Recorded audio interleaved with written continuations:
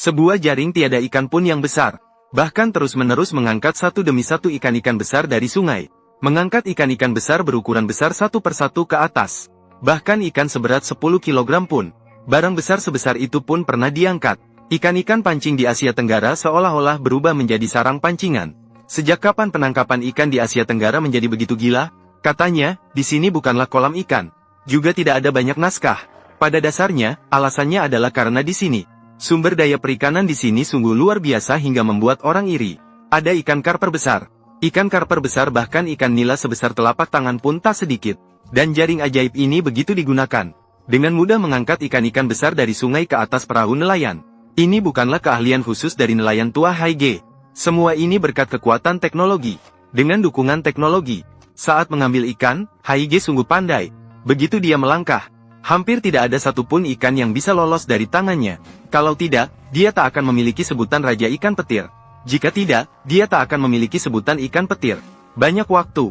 Bahkan Haige kadang turun sendiri ke sungai. Menangkap ikan-ikan yang terjebak di bawah. Misalnya ikan kepala ular yang ukurannya lumayan bagus. Dan juga ikan tilapia seukuran telapak tangan. Semua tak bisa menghindari nasib yang menyeret mereka. Namun, meskipun metode menangkap ikan ini populer di Asia Tenggara, tetapi, itu dilarang keras di negara kita. Semua harus ingat, jangan pernah melakukannya demi alasan apapun. Dibandingkan sebelumnya, hasil tangkapan ikan Haige hari ini sangat bagus. Terutama ikan karper besar, ada sekitar 5 hingga 6 ekor. Diperkirakan sekitar 10 kg. Dan ada juga ikan mas krucian emas di antara mereka. Sungguh sangat cantik, tapi katanya ini bukan rekor terbaik si brother. Seperti saat ini menangkap ikan di sungai. Bahkan dilengkapi dengan tangan penerima ikan khusus. Sudah terlihat bahwa tidak biasa. Penyediaan tangan penerima ikan secara khusus adalah terutama agar bisa mengangkat ikan besar yang sudah mati. Akhirnya ingin menggunakan jaring dan mengangkatnya. Mengangkat barang besar 7 hingga 8 kg sangatlah sulit. Dan jenis ini segera berturut-turut. Menyulurkan ikan dengan cara ini benar-benar mengejutkan. Terutama saat menaikkan ikan yang ada di depan mata. Jenis barang besar yang beratnya 7 hingga 8 kg. Untuk membuat perjalanan ini lebih bermakna. Beberapa jam yang lalu, Saudara Hai memutuskan mencari seekor kepiting besar di laut, dengan satu tangan, untuk mengucapkan terima kasih kepada si sister atas tahun-tahun pendampingannya. Di bawah sumber daya laut yang sangat baik. Tidak lama kemudian, Haige bertemu seekor kepiting yuyu besar yang menghadapinya. Melihat kepiting besar ini dengan sikap sombong, seakan tidak terima, Haige segera berubah menjadi orang Jiaozuo. Langsung menahan kepiting yuyu super besar di bawahnya. Wow, kepiting yuyu ini sungguh terlalu besar. Setidaknya beratnya juga harus setidaknya 3,5 kg. Hanya 2 cakar besar berwarna biru. Terlihat sebesar telapak tangan Haige. Melihat kepiting yang begitu besar, Ibu Hai juga tersenyum senang. Dan bahkan meraih tangan kepiting yuyu besar yang hanya tersisa dagingnya. Hingga akhirnya hanya tersisa daging pada tubuhnya. Dan bahkan meraih tangan kepiting yuyu besar yang hanya tersisa dagingnya. Rangkaian petasan ranggong Haige habis diledakkan. Namun, Haige masih belum selesai. Di satu kolam air, ada penemuan baru. Ada segelas daging dan segelas air. Di dalam kolam air, ada penemuan baru. Mengingat kebingungan air keruh, pertimbangan adalah pertarungan di tempat yang gelap. Ada kemungkinan operasi yang sangat berisiko. Haige masih mengambil tongkat kayu sebagai bantuan. Dan berhasil mengusir seekor kepiting hijau besar. Namun yang tak terduga adalah ini. Seekor betina kepiting besar dengan berat hampir 2 kg. Di sini, untuk melindungi sumber daya laut, kepiting betina tidak boleh ditangkap. Haige tentu melepaskannya, dan kemudian melanjutkan penjelajahan di dalam lubang. Dari penjelajahan ini, tiba-tiba muncul seekor kepiting super besar di bawah. Menurut prinsip tidak boleh mengecewakan wanita cantik, Haige menggunakan trik cepat untuk melayang ke pantai. Harus dikatakan bahwa meskipun operasi ini sangat spektakuler, tapi kata spektakuler juga membawa arti berbahaya. Untungnya kepiting biru ini bukan betina, tapi seekor kepiting jantan besar yang beratnya lebih dari 3 kg. Kepiting biru pertama itu tidak datang. Rasanya juga tidak kalah dengan kepiting biru pertama. Haige sangat bersemangat melihatnya. Hai Yue melihatnya. Mereka melihatnya. Namun Haige dan istrinya mempertimbangkan bahwa ini adalah sepasang kepiting jantan dan betina. Apakah mereka adalah pasangan palsu? Namun Haige dan istrinya mempertimbangkan bahwa ini adalah pasangan kepiting yang saling mencintai. Seperti mereka berdua. Kedua manusia memutuskan untuk melepaskannya. 3 orang memutuskan untuk melepaskannya. Kemudian mereka menikmati mengejar ikan terbang di air. Menikmati waktu bahagia. Saat senja tiba, istri Haige membuat api unggun. Haige mengumpulkan kayu kering dan membuat api. Kepiting biru besar berbaring dengan nyaman di sekitar api unggun, menunggu kedewasaannya. Demi menangkap udang biru rawa-rawa ini, Haige bisa dibilang bangun pagi dan bekerja sampai larut malam. Bahkan kadang-kadang bekerja semalaman. Dia membawa perahu ke tengah sungai. Dia menggunakan senter di atas kepalanya. Dia memakai senter di atas kepalanya dan mulai mancing udang biru rawa-rawa. Dia mulai menangkap udang biru rawa-rawa dengan senter di atas kepalanya. Seperti pepatah, langit tidak akan mengecewakan orang yang begadang. Di bawah ketekunan Haige, tidak lama kemudian pada tengah malam, udang biru rawa-rawa untuk makan malam berhasil ditangkap. Jangan pernah mengira udang biru rawa-rawa ini kecil. Dibandingkan dengan tangan Haige yang besar, udang biru rawa-rawa ini tidak kecil. Mungkin tidak kurang dari 8 ons. Mungkin lebih dari itu. Dan untuk mencegah cedera dari cakar besar udang, Haige memakai sarung tangan. Dibandingkan menangkap udang di siang hari, Haige lebih suka menangkap udang pada malam hari, karena cahaya lampu malam menariknya. Udang biru rawa di bawah sana lebih mudah digetok, dan kebanyakan adalah udang besar setengah kilogram atau lebih. Ini juga alasan mengapa Haige sering memancing udang semalaman adalah alasan utamanya. Lagi pula, ukuran besar udang biru rawa, harganya pun cukup menggiurkan. Bahkan jika menemui udang biru rawa sebesar ini, itu pun harus beratnya sekitar 3 hingga 4. Terutama hari ini, Haige benar-benar seperti terkena sihir. Kecepatan memancing udang hari ini 2 kali lipat dari biasanya. Dan sebagian besar adalah udang besar setengah kilogram atau lebih seperti ini. Membuat Haige benar-benar menikmatinya. Tanpa sadar, matahari sudah terbit. Sementara pemancing lain yang memancing udang malam, mendapatkan udang, rata-rata hanya menangkap udang kecil, secara berturut-turut membawa pulang. Pria tua ini tinggal tidak jauh dari pantai. Bahkan memasukkan beberapa udang besar yang masih hidup ke dalam akuarium. Lihatlah udang rawa biru terbesar yang berhasil didapatnya. Panjang dari ekor udang hingga capitnya melebihi panjang lengannya. Sungguh menakjubkan. Namun ketika ada orang yang pergi, tentu saja ada yang datang. Dan seiring dengan langit mulai terang, semakin banyak penggali udang bermunculan secara bertahap.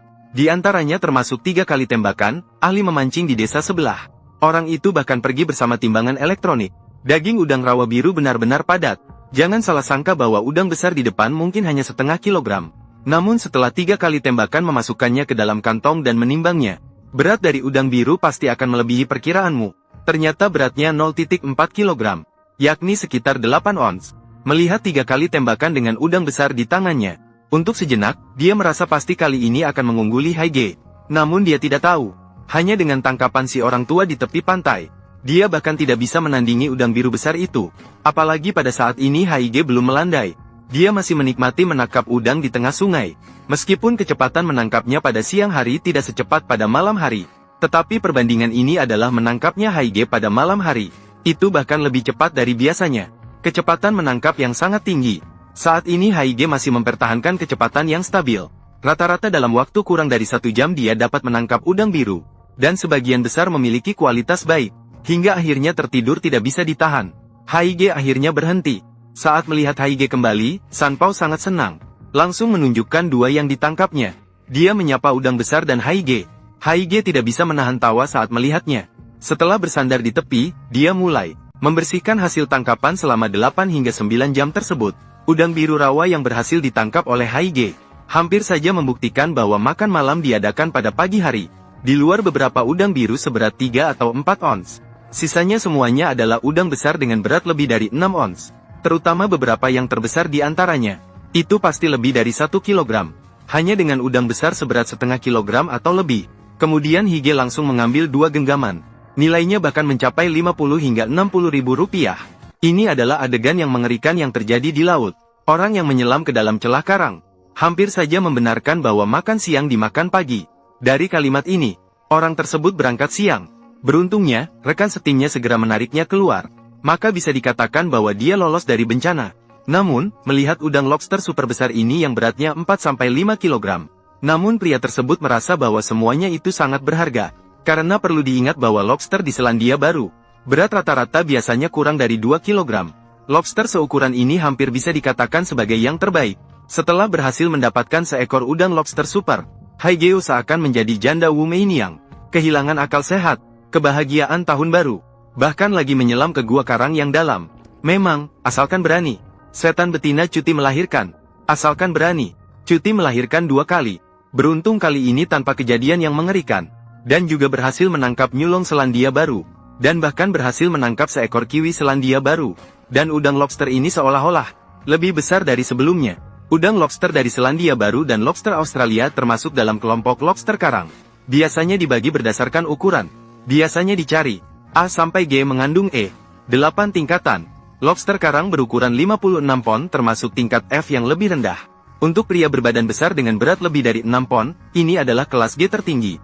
Setelah berhasil mendapatkan 2 lobster super prime, bahkan Haigeo pun tidak berani menjelajahi area dalam di antara bebatuan lagi. Namun kali ini mereka berada di daerah yang subur dengan rumput laut. Dunia bawah laut di sini seperti dunia dongeng yang indah, penuh dengan hijau. Bahkan abalon seukuran mangkuk juga dapat ditemukan di sini. Abalon juga terlihat di mana-mana di sini. Jumlahnya sangat banyak. Namun bagi saudara-saudara Wild Bros, abalon hitam adalah yang paling mereka sukai. Karena abalon hitam, mereka hanya perlu menangkap beberapa yang mencapai ukuran penangkapan. Hanya perlu melakukan beberapa kali dengan penuh kesabaran. Namun abalon yang tumbuh di daerah ini cenderung lebih kecil dari yang ada di dalam gua karang. Seperti abalon yang baru saja diambil oleh Hayret, mungkin sekitar 3 kg. Sebenarnya itu sudah cukup besar. Berdasarkan klasifikasi, itu sudah merupakan abalon kelas E. Meskipun ukuran abalon di wilayah ini sedikit lebih kecil, namun jumlahnya tetap sangat banyak. Secara berurutan, beberapa saudara Wild Bros kemudian menyusul. Saya berhasil menangkap beberapa udang lobster besar yang beratnya mencapai 2 hingga 3 kg. Hanya berenang di daerah laut yang indah seperti lukisan ini sudah cukup untuk menyegarkan mata dan pikiran. Sudah cukup untuk membuat seseorang merasa senang dan tenang. Kadang-kadang juga bisa menangkap beberapa ikan laut berkualitas bagus. Apalagi yang kamu butuhkan selain sepeda? Namun bagi seseorang yang sudah terbiasa dengan pemandangan bawah laut, bagi si Haige yang sering menangkap ikan laut berkualitas bagus, terus memperbarui catatan udang lobster mereka. Itu adalah tujuan utama mereka setiap kali mereka ke laut. Setelah mengambil napas dalam-dalam, Haige kembali menyelam ke kedalaman laut yang mencapai 7 hingga 8 meter. Pada usia 34 tahun, dia sudah memiliki 31 tahun. Pengalaman menangkap udang lobster saat menyelam dari Haige. Waktu napas yang lama memungkinkannya, cukup untuk menangani sebagian besar udang lobster. Kali ini, ketika dia keluar dari bawah batu karang, terlihat sebuah udang lobster besar di atas tangan kanannya. Dan udang lobster ini tampaknya tidak kecil. Meskipun bagian tubuh udang terlihat kurang penuh, tapi kepala udangnya sangat besar. Setidaknya sekitar 4 kg. Kemudian Haige kembali menyelam. Tempat menyelam sepertinya sisi lain dari karang tadi. Sepertinya Haige telah menemukan ada keberadaan hewan besar lain di dalamnya. Namun sepertinya karena lubangnya terlalu kecil, Haige kesulitan masuk dengan cepat. Akhirnya harus perlahan-lahan bergerak. Dalam waktu lama menahan napas. Bahkan teman setim kameranya juga tidak tahan. Langsung naik ke permukaan. Haige bergantung pada kemampuannya menahan napas yang menakutkan. Berhasil menangkap makhluk raksasa di bawah. Harus diakui bahwa lobster ini sungguh besar. Mungkin bahkan lebih besar dari lobster pertama. Terutama warna kulitnya. Warna yang indah, seperti kata-kata, seekor bebek dengan kodok di atas kepalanya. Hebat sekali. Akhirnya, saudara-saudara Wild Brothers benar-benar mendapat banyak ikan. Lobster besar penuh dengan tangkapan ikan. Ambil 2 dan potong menjadi 2 bagian. Kemudian setelah direbus hingga matang, ambil daging udang yang putih bak mutiara. Membuat menjadi burger lobster. Wah, luar biasa. Tidak heran jika sepotong